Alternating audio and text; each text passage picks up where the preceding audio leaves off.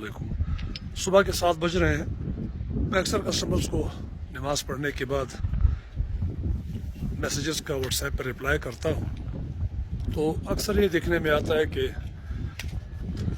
50 to 60% जो लोग हैं उनका एक सवाल, जिसका मैं जिक्र पहले भी अपनी वीडियोस में कर चुका हूँ, कि नॉन कस्टम पेड गाड़ियों को कस्टम पेड नॉर्मली आम तौर पर नहीं किया जा सकता until unless government of Pakistan कोई टैक्स एमनेस्टी अनाउंस न कर दे।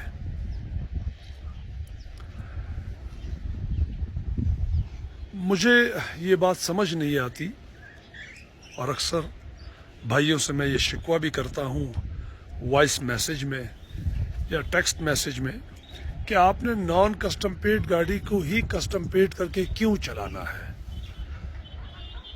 रिस्पांस में ये जवाब मिलता है कि हाजी साहब लीगल करके चलानी है। तो मुझे इस बात पर काफ़ी हैरानगी भी होती है और मुझे हंसी भी आती है कि जब आपने नॉन कस्टम पेड गाड़ी को लीगल करके ही चलाना है तो फिर आप अपने शहर से लीगल गाड़ी क्यों नहीं परचेज कर लेते।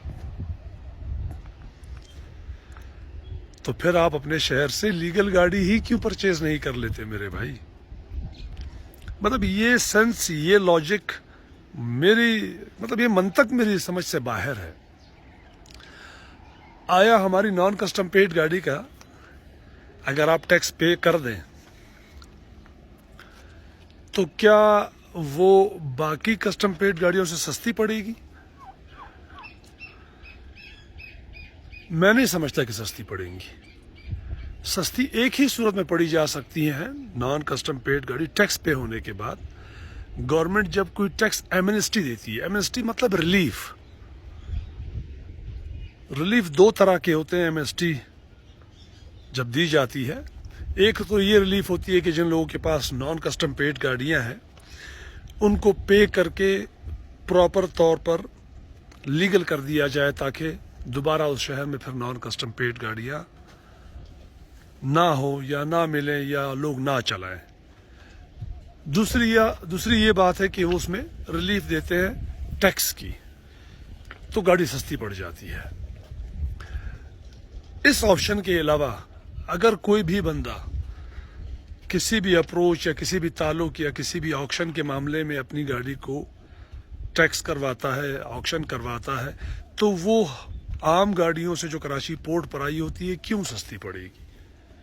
किसी सूरत में सस्ती नहीं पड़ेगी, ऑलमोस्ट उसी प्राइस में पड़ेगी। हाँ, एक बेनिफिट इसमें होगा कि जो गाड़ी कराची पोर्ट पर आई होती है कुछ साल पहले क्लियर हुई होती है, उनकी निस्बत हमारी गाड़ियों की कंडीशन बहुत बेहतर होती है। तो जब हमारी गाड़ी को आप आजकल में या आने वाले दिनों में इसको क्लियर करवाते हैं किसी भी तरीके कार से, ऑक्शन से या व्हाटएवर जो भी फार्मूला आप अप्लाई करते हैं, तो ये होता है कि आपको गाड़ी अच्छी कंडीशन की मिल जाती है और वो गाड़ी जो है कुछ साल बड़ी आसानी से निकाल लेती है। कोई रिपेयरिंग और कोई मसले मसाइल नहीं आते हैं गाड़ी में।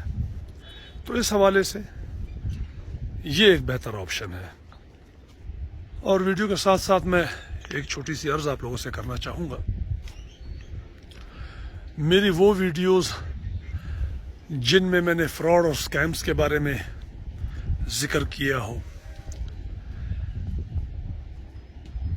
फ्रॉड और स्कैम जो हमारे कारोबार में लोग आजकल तो क्या पिछले 4-5 साल से 8 साल से ये मामला चल रहा है, जो हमारे कारोबार में लोग ये फ्रॉड एंड स्कैम करते हैं, फेक पेजेस बनाए हुए होते हैं।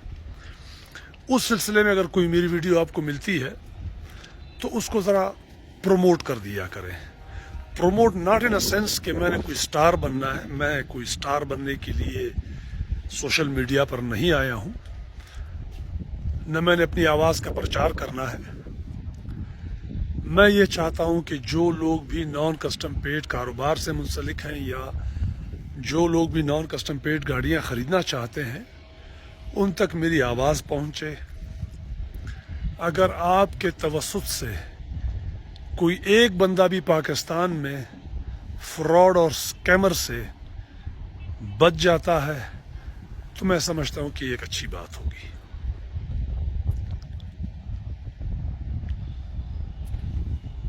میں اپنے طور پہ کوشش کرتا ہوں کہ جو پازیٹیو انفارمیشن ہو وہ آپ سے شیئر کروں اور آپ لوگ اس سے کوئی استفادہ اٹھا سکیں.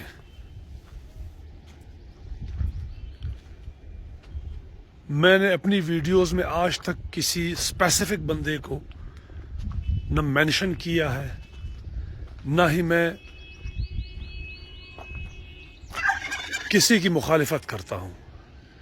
میری مخالفت صرف اس حد تک ہے کہ جو لوگ بھی کسٹمرز کے ساتھ، ایک بائر کے ساتھ جو ہمارے کاروبار سے ناآشنا ہے، اس کے ساتھ دھوکہ کرنا، اس کے حلال کے پیسے کھانا اور اس کا ایک ویژن کریٹ کرنا ہمارے لوگوں کے متعلق کہ یار یہ سارے فراڈی ہیں، اس کو ختم کرنا ہے.